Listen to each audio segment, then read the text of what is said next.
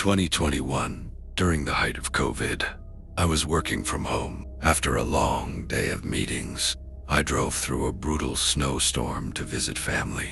By the time I left, it was past midnight, and the snow was still falling heavily. On a deserted road, my car skidded and slammed into a tree. I wasn't badly hurt, but the car was completely disabled. As I waited for help, I heard footsteps slowly crunching through the snow. Then I heard a strange, wet sound coming from the tree line, something that didn't sound natural at all.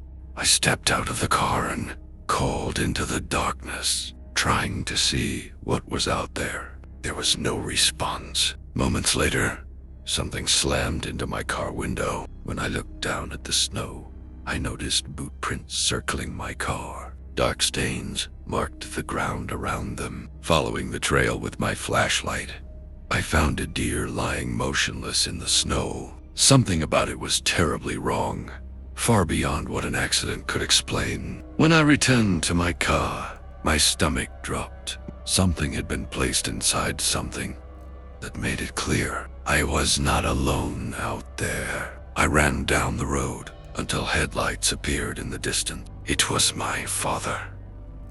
When we returned to the crash site later, whatever had been there was gone. Only dark stains in the snow remained. Whatever was in those woods disappeared without a trace, and to this day, I still don't know what was watching me that night.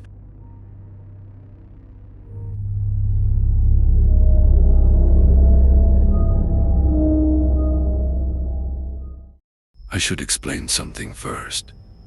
I have a hearing impairment, which means I often miss sounds and conversations. There are moments in life I know I'll never fully understand, and this experience is one of them. Even now, I still replay it in my head, wondering what choices I should have made differently. This happened about a year ago, not long after the holiday season. Life was finally slowing down after weeks of travel and family gatherings. I live in a quiet suburban area in southern Quebec, right next to a forest. Most neighbors know each other, and I've always liked how peaceful it feels. During winter, I regularly walk my dog Monty through the forest trails. He's a Rottweiler Husky mix with endless energy, perfect for my occasional runs. One cold February afternoon, after a late lunch, I decided to take him out. Fresh snow had covered the trails overnight, leaving behind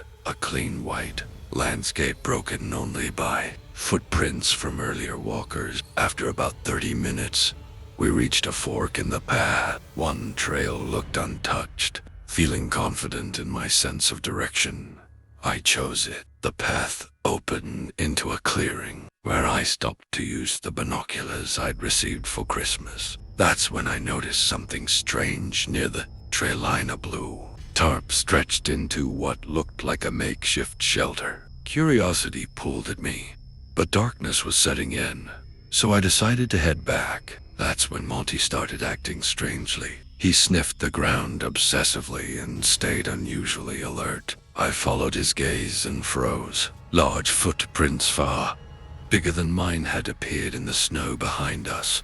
They hadn't been there before. As we continued walking, Monty suddenly stopped and barked furiously.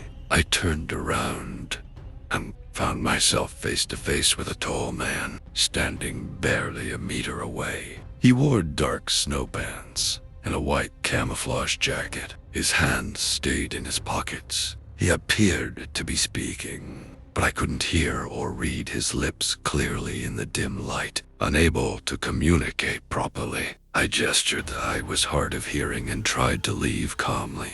I made it home before night fully settled, brushed off the encounter, and went to bed. At 3 a.m., Monty woke me by licking my hand. Moments later, I realized he was no longer in the room. Downstairs, he was barking uncontrollably at the patio door. When the motion light turned on, my heart dropped. The same man was standing in my backyard. I texted emergency services immediately, grabbed a machete I kept for safety, and barricaded myself in my room with Monty.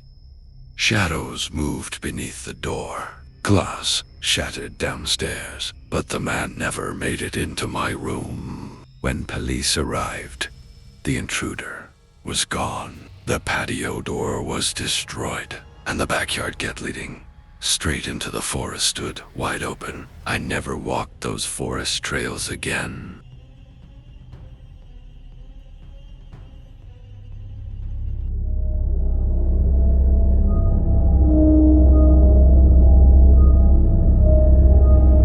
My name is Ember. I was 16, living in Illinois with my younger sister Kate.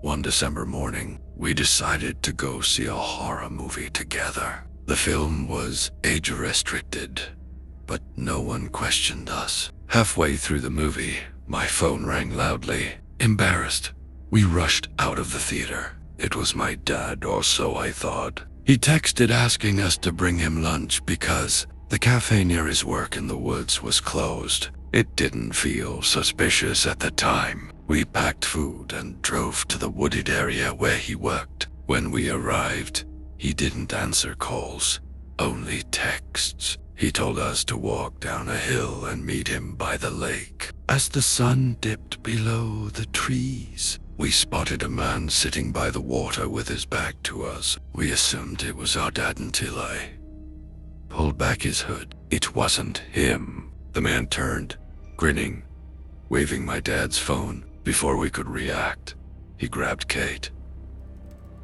I yanked her free, and we ran as fast as we could. He chased us all the way to the car. We escaped and rushed home, where our parents were already waiting. My dad explained his phone had been stolen earlier that day. Police later recovered it near the lake. We thought it was over. That night, at 1 a.m., I received a message. I like how your house is lit by your bedroom TV.